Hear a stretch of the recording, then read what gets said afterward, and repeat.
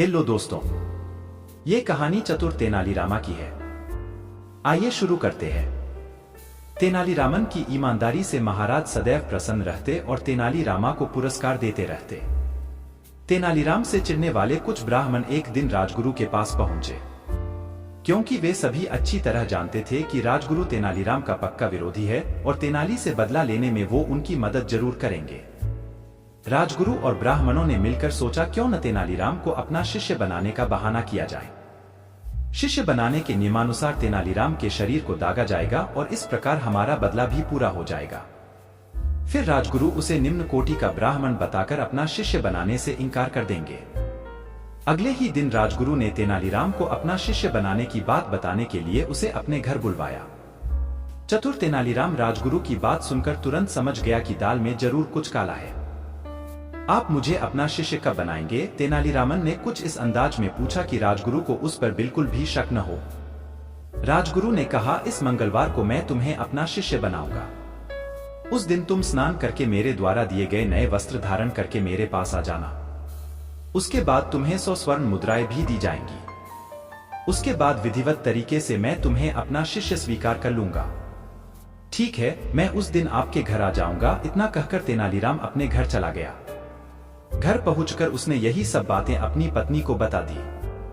तब उसकी पत्नी बोली, आपको राजगुरु की ये बातें नहीं माननी चाहिए थी, क्योंकि राजगुरु बिना किसी मतलब के कभी कुछ नहीं करते। इसमें उसकी जरूर कोई न कोई चाल होगी। तेनालीराम ने कहा, राजगुरु को तो मैं देख लूंगा, अगर वो शेर है तो मैं सवा शेर हूं। अच्छा, तो फिर आप क्या करोगे? पत्नी ने पूछा। तब तेनालीराम बोला, कुछ दिन पहले कुछ ब्राह्मण राजगुरु के यहाँ सभा करने गए थे, जिनमें से सोमदत्त नाम के ब्राह्मण को मैं अच्छी तरह जानता हूं। उसकी आर्थिक स्थिति ठीक नहीं है। मैं उसे कुछ स्वर्ण मुद्राओं का लालच देकर राजगुरु के यहाँ हुई सारी बातों के बारे में पूछ लूंगा। अगले ही दिन तेनालीरामन सोमदत्त के यहाँ पहुंच गया।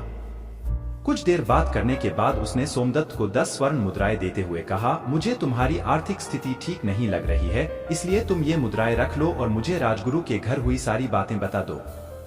सोमदत्त घबराते हुए बोल, मुझे नहीं पता। तब तेनालीराम ने जोर देते हुए कहा, क्यों नहीं बता सकते? आखिर तुम भी तो उस सभा में उपस्थित थे। मैं किसी को कानों कान खबर तक नहीं होने दूंगा कि तुमने मुझे कुछ बताया है। तेनालीराम ने भरोसा दिलाया। तब जाकर सोमदत्त ने स्वर्ण मुद्राएं लेते हुए तेनालीराम को सभा में हुई सारी बातों से अवगत करा दिया। समय बीता और मंगलवार का दिन आ गया। तेनालीराम सुबह जल्दी उठकर स्नान करके राजगुरु के घर की ओर चल दिया। राजगुरु के घर पहुंचने पर उसने राजगुरु द्वारा दिए गए सुंदर वस्त्र धारण कर लिए।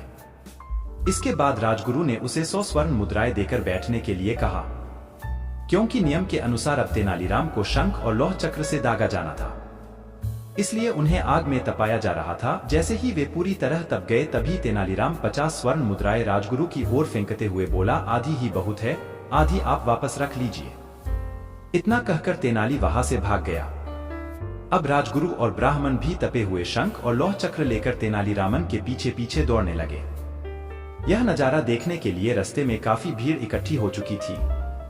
तेनालीराम भागते भागते महाराज के पास पहुंच गया और बोला, महाराज न्याय करें। दरअसल मुझे राजगुरु का शिष्य बनाया जा रहा था कि मुझे अचानक याद आया कि मैं उनका शिष्य नहीं बन सकता, क्योंकि मैं तो निम्न कोटि का ब्राह्मण हूं। वैदिकी ब्राह्मण ही राजगुरु का शिष्य बन सकता है। इसलिए आधी विधि होने के कारण मैंने 50 स्वर्ण मुद्राएं रख ली और 50 स्वर्ण मुद्राएं राजगुरु को वापस दे दी। फिर भी वे मुझे दगवाने के लिए मेरे पीछे आ रहे हैं। अब राजगुरु और सभी ब्राह्मण भी वहां आ पहुंचे तो महाराज के पूछने पर राजगुरु को स्वीकारना पड़ा कि तेनालीराम उनका शिष्य नहीं बन सकता। राजगुरु ने असली बात छिपाते हुए महाराज से क्षमा मांगते हुए बोले, मैं यह भूल गया था कि तेनालीराम निम्न कोटि का ब्राह्मण है। तभी महाराज बोले, तेनालीराम की ईमानदारी के लिए तो उसे इनाम मिलना चाहिए। इतना कहते ही महाराज ने तेनालीराम को 1000 स्वर्ण मुद्राएं इनाम के तौर पर दे दी। बेचारे राजगुरु और ब्राह्मणों की बदला लेने की योजना तो धरी की धरी रह गई। आप इसी तरह कहानी सुनते रहे, खुश रहे और हमारा चैनल जरूर सब्सक्राइब कर ले। धन्यवाद।